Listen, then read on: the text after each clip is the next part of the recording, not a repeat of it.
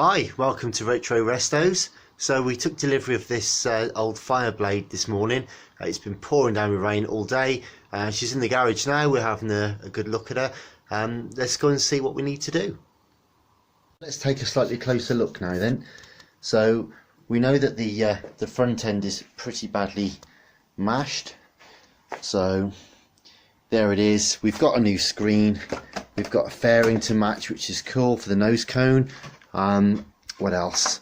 We need to go ahead and either order a blue one if we can find a blue mudguard, or then get the colour code and get one sprayed up. That shouldn't be too big a problem. The mirrors actually survived the accident, which is pretty cool, so they're okay. We've got the new clocks. You can see the damage there, look on the screen, so they're going to have to go. It's just whether or not the fairing brackets, the upper and brackets, upper and lower brackets I should say, have survived. The lower one's definitely bent. It may be able to be tapped back into place, but if not, I'll order those tomorrow. Just very quickly under here, having a look at the wiring loom, there's a couple of things like, I don't know if you can see, there's the occasional sort of torn cable which will need to be soldered back in. And also I've already disconnected the indicator relay. That was pretty badly bashed and needs replacing. I may go ahead if I can order a whole new loom for the front part. That might be useful. Failing that, I'll repair this one and go and get a flasher relay, and that will be that.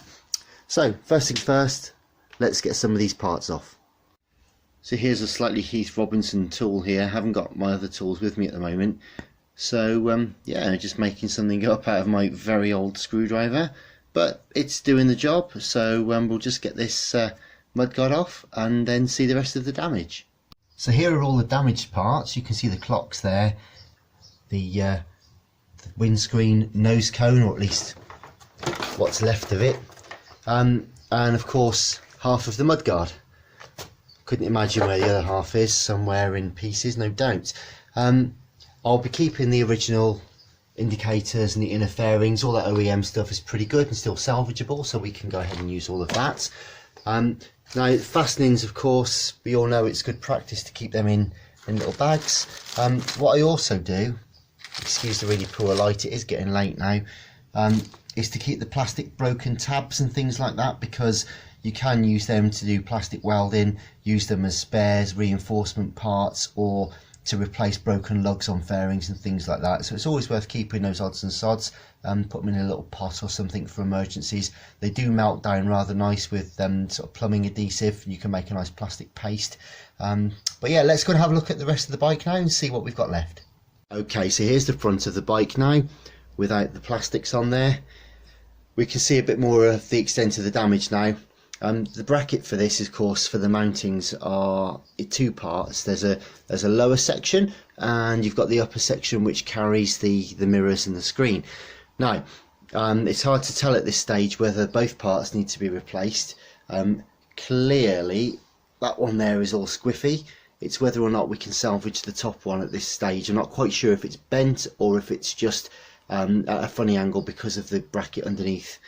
And what is quite evident though is that if we look at the front of the bike and line up the forks more or less, we can see the angle of the front tyre, whether you can make that out there.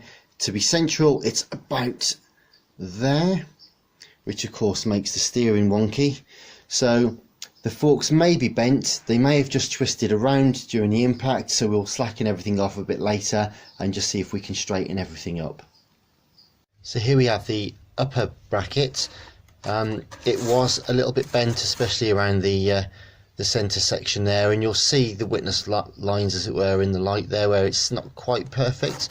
But yeah, it's not bad at all. I reckon, well, the tubes themselves are okay.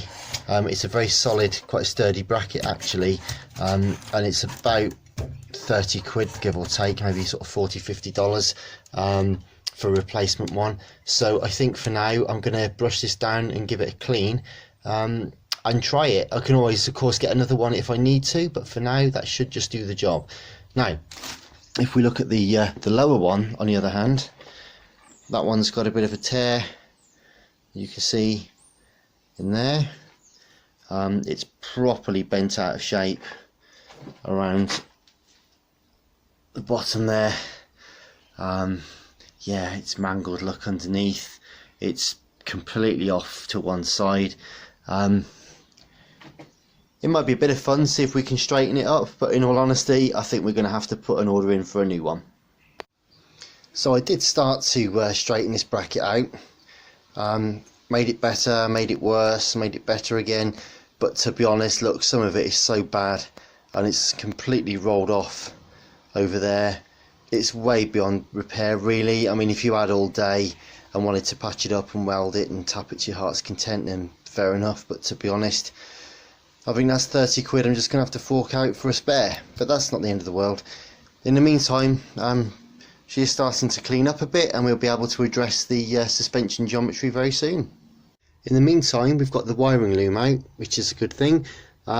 Actually, everything else, all the connectors are pretty good. The impact has torn one of the headlamp cables away, so we'll clean that up and resolder that into there. And we do need the flasher relay, which I believe is that one of those two. But other than that, I think it is actually quite salvageable. There are no major issues with the loom, so we should be able to save that, which is great news. So there we go for one day. We've had a look at the new bike, taken the front end off, the nose cone, headlamp was all smashed out anyway. We sorted the wiring loom, bracketry. So yeah, let's get a few bits and pieces on order. This was a makeshift day today. I hadn't really planned on doing much on the bike itself, but rain stopped to play with the cars, so yeah, a good start, and there'll be more to come soon. So thanks for watching, and don't forget to like and subscribe. We've got another Fireblade on the go and a couple of Honda Preludes as well, so some quite cool old stuff coming through on the videos at the moment. So we'll see you soon. Thanks again. Bye bye.